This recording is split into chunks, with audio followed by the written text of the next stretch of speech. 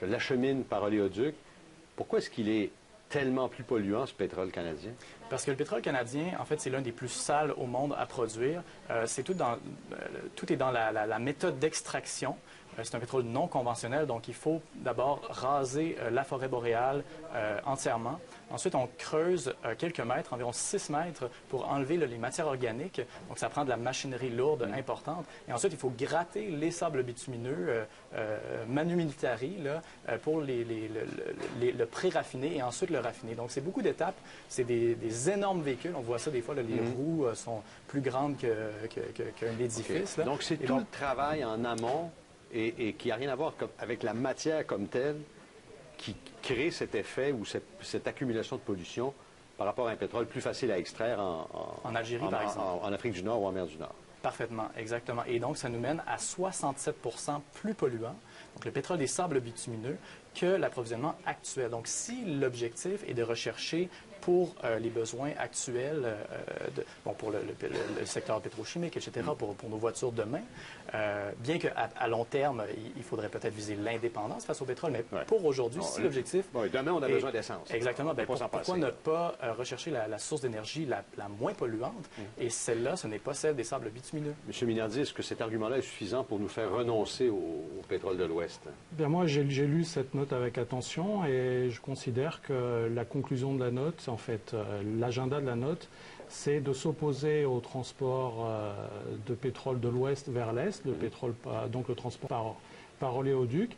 Et l'idée, c'est que si on s'oppose au transport de pétrole par oléoduc, on met un terme à la production de pétrole bitumineux de l'Alberta. Nous, on considère que, qu'on le veuille ou non, on a besoin de pétrole.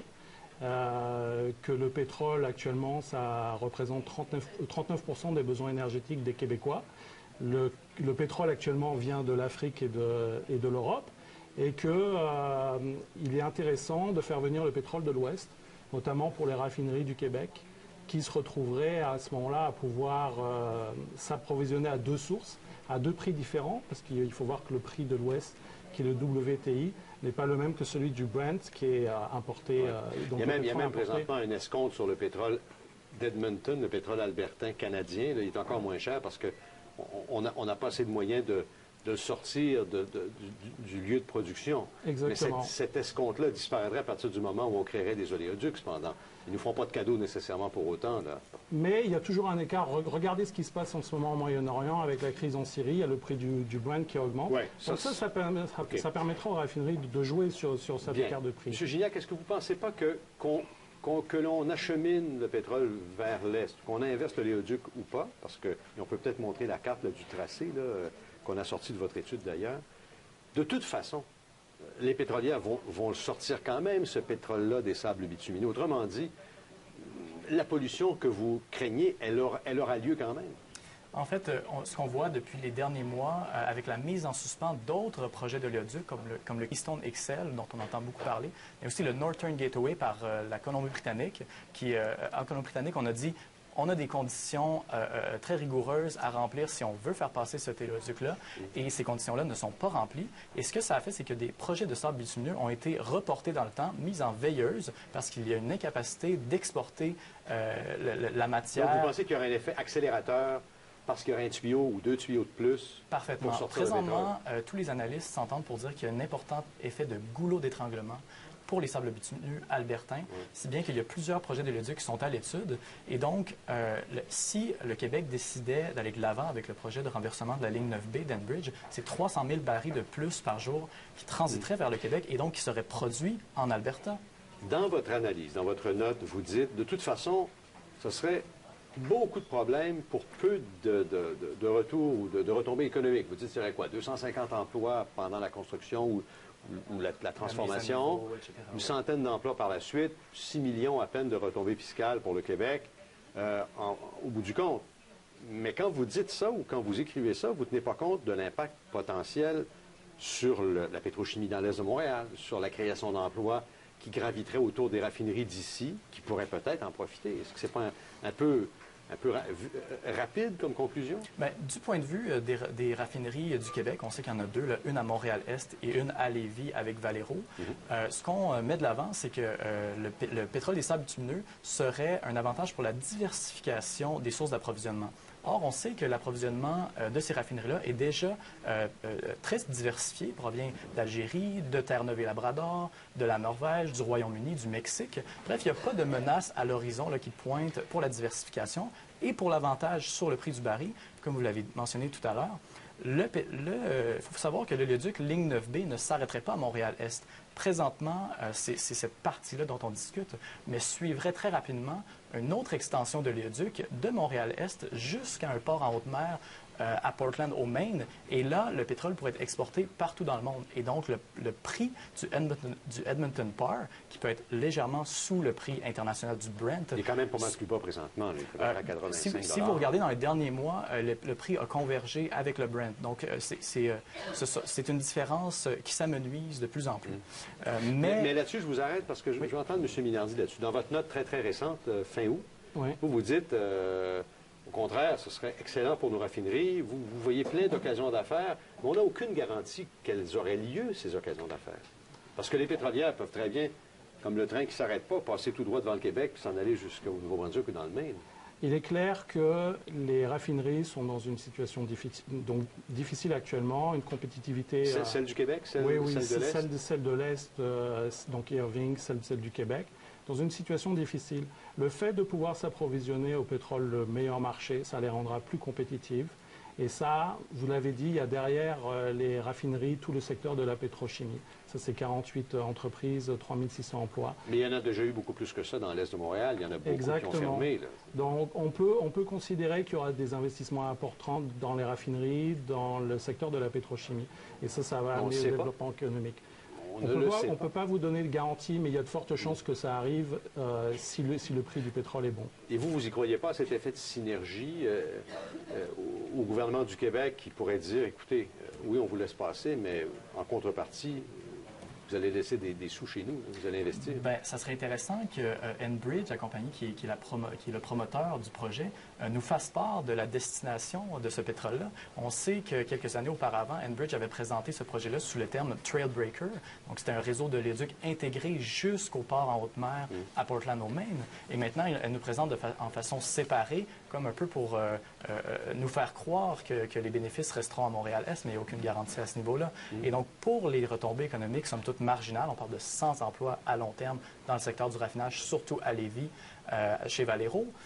On fait face à des impacts environnementaux très significatifs. Le pétrole le plus polluant au monde, dans un contexte de lutte au changement climatique, une nouvelle stratégie énergétique qui est développée. C'est important de prendre un virage présentement vers les énergies autres que celles-là. Mais encore là, est-ce que c'est pas faire un peu d'angélisme que de penser que parce que le Québec lave plus blanc, on va empêcher les pétrolières de sortir ce pétrole-là quand même parce que le gros client américain le réclame?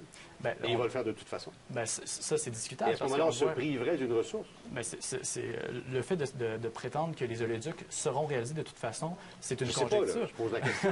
Parce qu'on voit qu'avec le Northern Gateway en Colombie-Britannique, le projet est en suspens. Avec le projet Keystone XL, il y a eu de fortes oppositions publiques parce que, finalement, on réalise le contexte des changements climatiques. On est sur le bord de sombrer vers le 2 degrés Celsius. Et là, on ne sait pas ce que ça va donner. On a vu des feux de forêt, on a vu des inondations dans le centre-ville de Calgary, on a vu des inondations à Toronto. On ne sait pas où ça mène. Et donc, il y a de l'opposition publique qui grandit et les projets de l'oléoduc sont de plus en plus mis en suspens. Les gens se lèvent et réalisent que ce n'est peut-être pas la voie de l'avenir. Quelle importance devrait avoir la question environnementale dans l'analyse de ce dossier-là, selon vous? Il n'y a pas que l'argent non plus. Exactement. C'est pour ça qu'il y a une revue environnementale qui va être réalisée pour ces projets-là. Mais je tiens à souligner que le fait que si on se dit on va bloquer les oléoducs, donc il n'y aura pas d'exportation de pétrole de l'ouest vers l'est, c'est vraiment illusoire. L'exportation a commencé, elle se fait par train. Donc on considère qu'il vaut mieux développer l'oléoduc, qui est un moyen plus sécuritaire et plus fiable de transporter le pétrole. Malheureusement, vous parlez du train, là, je voulais vous y amener à un moment donné. Le tragique exemple de lac mégantic, qui est une catastrophe de trop, évidemment, montre quand même que ce transport par train, qui est de plus en plus fréquent, est extrêmement dangereux. À mon sens, quelle que soit l'origine du pétrole qu'on transporte, le tuyau devrait être au moins théoriquement plus sécuritaire, non? Parfaitement. Ben, en fait, c'est très important de reconsidérer le transport du pétrole suite à la tragédie du lac Mégantic.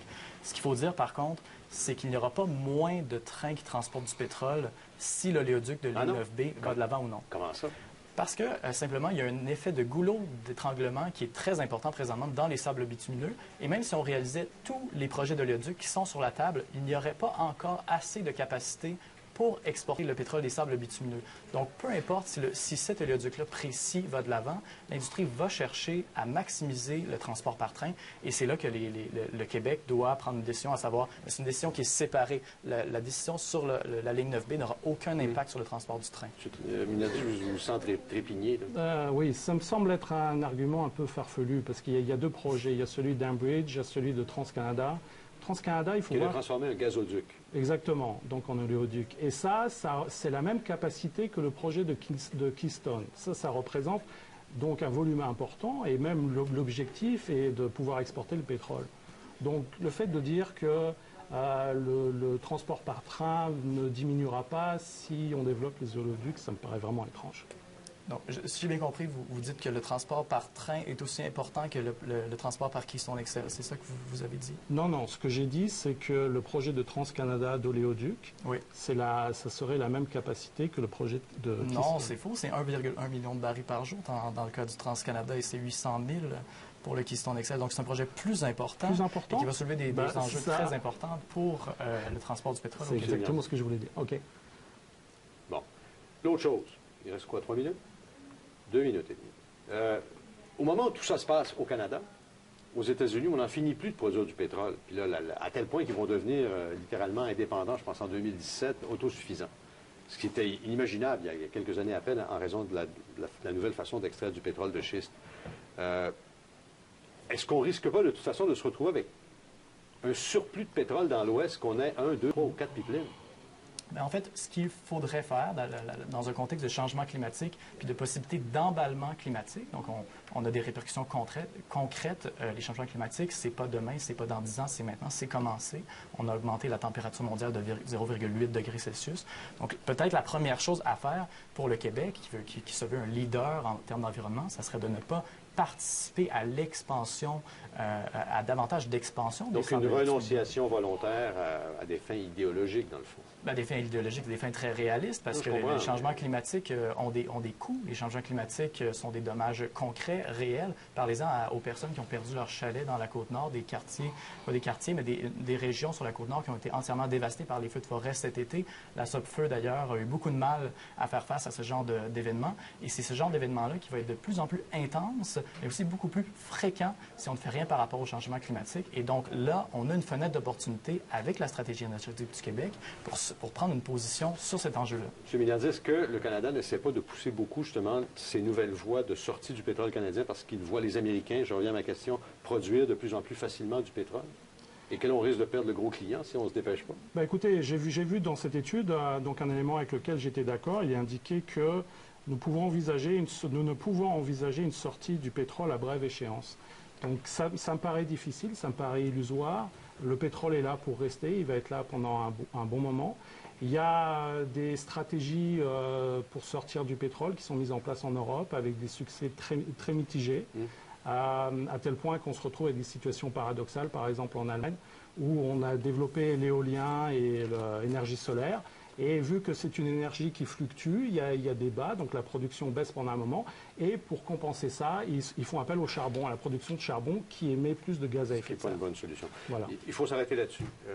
Mais on n'a certainement pas fini d'en discuter, M. Gignac. Merci beaucoup. Et on commence à peine. M. Minardi, merci bien. Au revoir.